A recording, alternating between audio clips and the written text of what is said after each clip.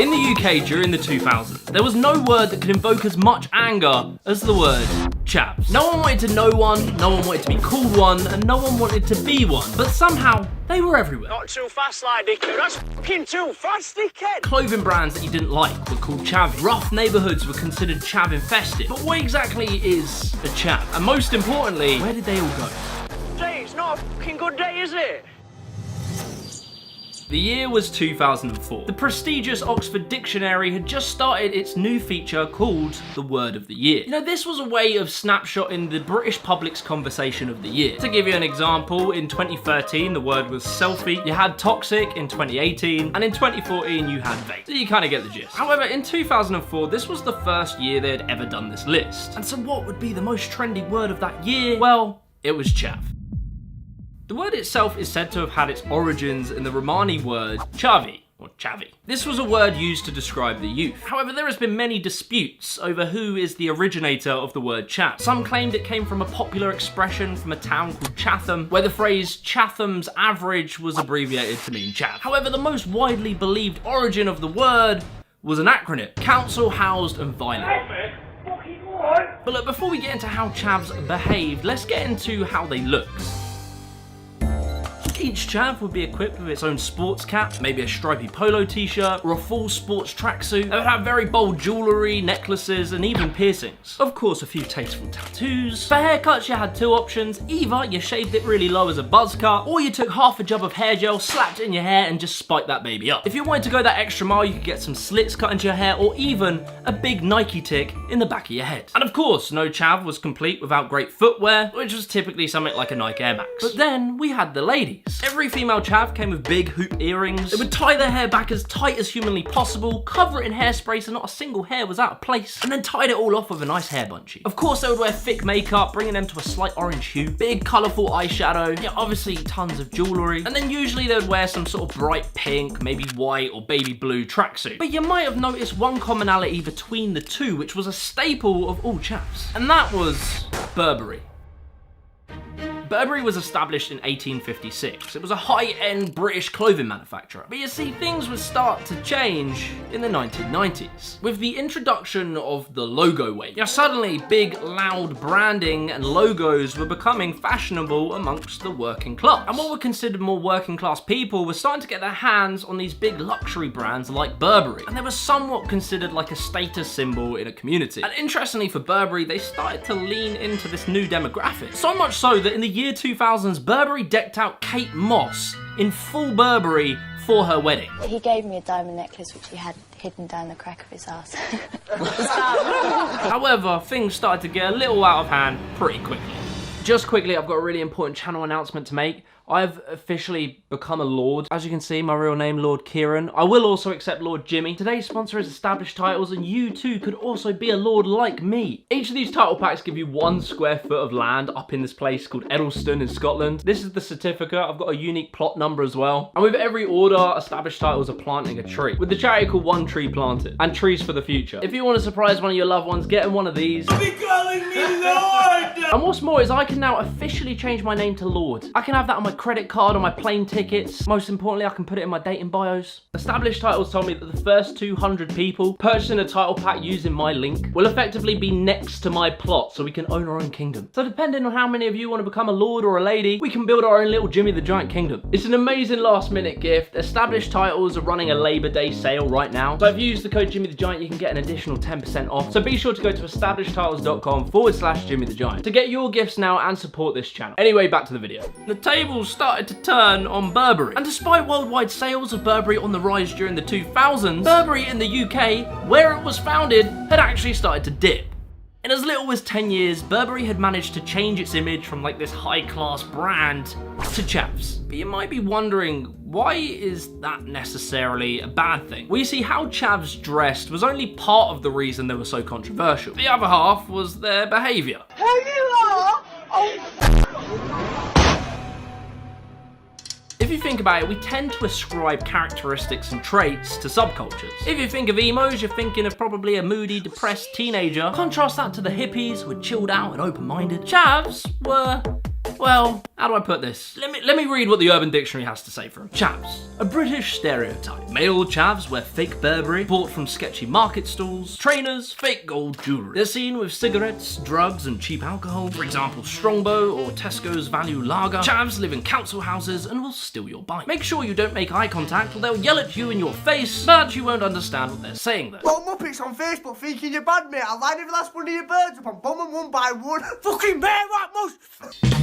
You see, a typical stereotype of a chav was that they were loud-mouthed and aggressive. And there was one typical location that a person might bump into a chav, and that was at the shops. You see, honestly, in the 2000s, you couldn't walk down the shops to get a loaf of bread without bumping into a chav. They would harass you for a couple of minutes, try and take your phone, your wallet, or if they really took a strong disliking to you, you might receive what was known as a happy slap. I kid you not, happy slapping became like a national emergency. You see, it was around the same time as kids were starting to get a hold of camera phones. And so these young hoodlums would run up to a stranger, slap them, film it, and post it on the internet. You know, the thing about happy slapping that made it so egregious was that there was no real reason for it. Like, if someone robbed you, you would feel annoyed, but you would understand why they're doing it, because at least they're getting a phone and a wallet off of you. But happy slapping just made no sense. It was literally just cruel.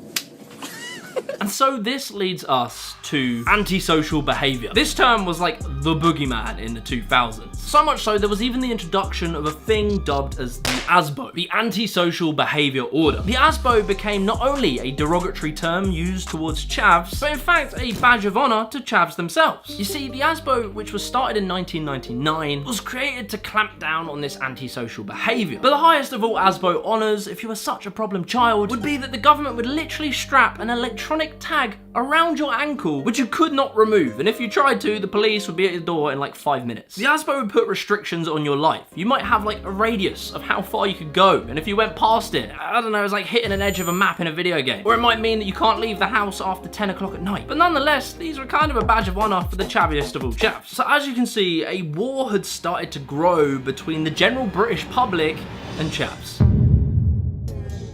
Newspapers would continuously lament the word chav into everyday conversation. Like growing up personally in the UK, the word chav was just used all the time. Yeah, if you didn't like the way someone talked or acted or the clothes they wore, you would call them a chav, and that was a pretty bad insult. Like, I kid you not, everywhere you looked in British comedy in the 2000s, you would find heavy references to chavs. You had Vicky Pollard in Little Britain. New bat, year bat, new bat. You had the Ali G show and all the films that surrounded it. The character Lee Nelson, and even the internet legend called MC Devo. Do you think he's dead?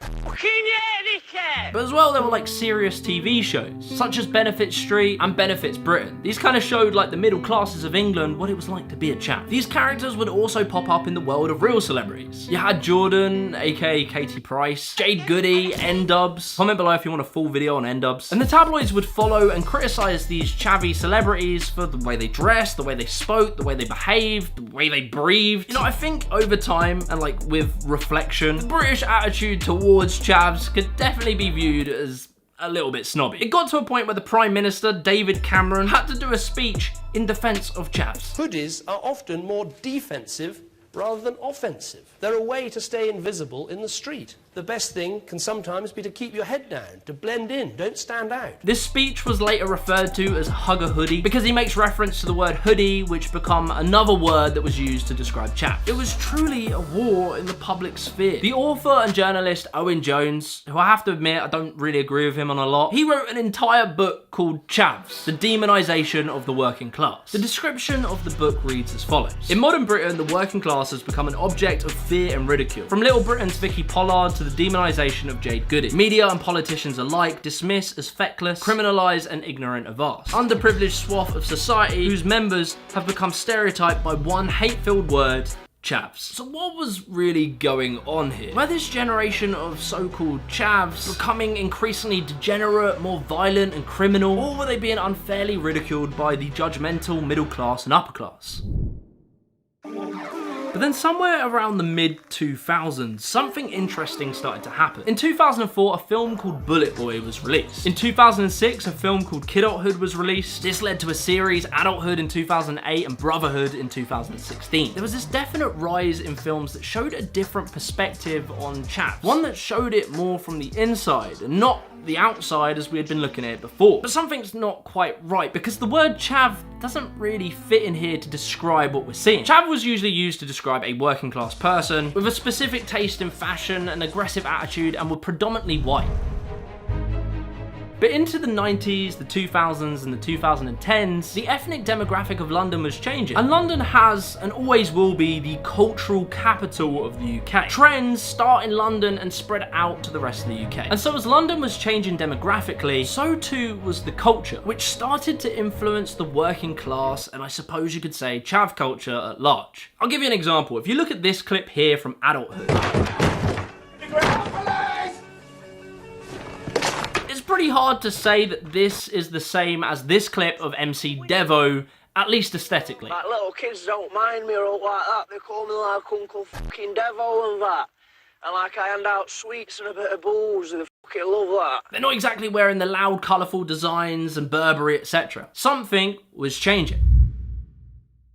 Toward the end of the 2000s and into the early 2010s, the word chav itself was kind of in a limbo. This once trendy word used to insult everything was now kind of old-fashioned. And people started to notice as they walked down to their local Tesco's, there were a few Burberry-clad chavs that were throwing sweets at you and yelling mean things. And look, it's not only me that noticed this. If you type in "where did chavs go" into Google, there are plenty of other people that noticed it as well. Now you see, it's at this point where I wish there were minds greater than mine that could explain this social phenomenon. Owen Jones was actually asked in an interview what happened to chavs. He makes the claim that the left-wing Labour Party started to abandon the working class. And so in a bid for the right-wing Conservative Party to appeal to the working class, they stopped using the word chav to degrade them and rather tried to turn the working class against the uppity middle class, who tended to look down on them on their views on things like Brexit. And it's an interesting theory, but I don't think the media is the be-all and end-all of the word chav. I don't think it ever was. This was a word that originated organically within culture. And that specific change I explained in politics only happened around 2016. The word chav was changing before then. And I can tell you my theory.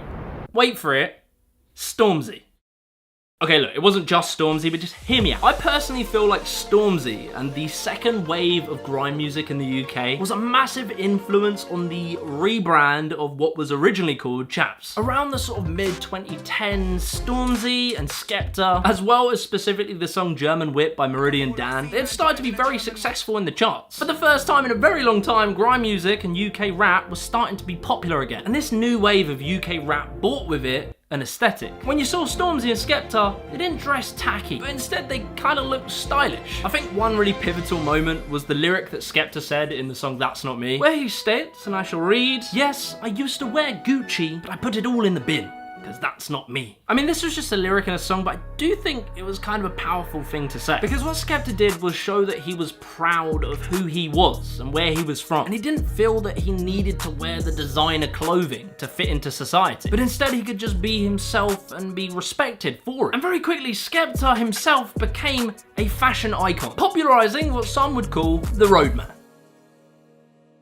The roadman aesthetic changed fashion globally. Nowadays, you could see someone like Rishi Sunak wearing a hoodie. If he did that in the 2000s, he would be fired. And sportswear brands are no longer seen as only worn by like the poorer working class, but instead is stylish and worn by celebrities globally. Like, I kid you not, there has been runway models dressed as roadmen. The rise of UK rap and drill has changed what working class youth culture looks like, but not only that, also what it thinks of itself. Because there is like a notable attitude change between roadmen and chavs. Your chav was typically seen as lazy, aggressive, and tacky. However, roadmen are seen as ambitious, aggressive, and stylish. And the celebrities that represent that culture have been very well respected by society. Like, if you contrast Stormzy's public image versus N-Dubs in the 2000s, N-Dubs were constantly looked down upon and ridiculed. No one really looks down on Stormzy and Skepta. The UK actually celebrates them. But I do just want to take a second here. I'm not trying to say that roadmen are like these aspirational role models of society. There is obviously still a plethora of problems in roadman culture. However, I'm more trying to talk about this from like an external perspective. For instance, Drake co-signed the UK rap scene. That was a massive moment. He also revived an iconic UK TV show called Top Boy. And despite the criminality, showed a ambitious, complex side to that culture. And with that, the British attitude towards chavs and roadmen, it started to change. I can point to a single moment that really stands out for me, and that was when I was with like a relative. She was a 50-year-old woman, and the song Shut Up by Stormzy came on, and she proceeded to sing every single word perfectly. And I realised in that moment that something had changed. I can't begin to explain how common it is now for middle and upper class people to use like street lingo. Oh well, go on Becky, you're looking bad, you know. They talk different, they wear streetwear now, and they listen to music that isn't just rock. But all of this does leave one single question. Are there any chavs left? I would say that considering the word is pretty much dead now, and that roadmen were kind of the evolution of the chavs, most of the chavs got swept up in that, it is very rare to find a remaining chav, but they do exist. I present you the Bad Boy Chiller crew. Yeah, I would say these guys are your classic chavs, and they've garnered a very loyal following to this music that was quintessential 2000s chav music, which is basically a northerner rapping over like a donk beat. MC Smalley, that's the name, gonna go with the flow, gonna play the game. Oh, I know that whole song. On top of that, there's been a resurgence in this chav trend on TikTok. I didn't really know about that one. And on top of that, FK Twigs dressed in full Burberry in a music video. But all of this seems to be more of an aesthetic fashion thing as opposed to like a revive in chav culture and shouting at people outside of Tesco's. So pretty much they don't really exist. But if you do see one, take a look at them. Not for too long, you don't want to get stabbed. And just appreciate where they came from. Big up you chavs. I kind of miss you. If you enjoyed this video, be sure to leave a like, subscribe to the channel, and watch this video here.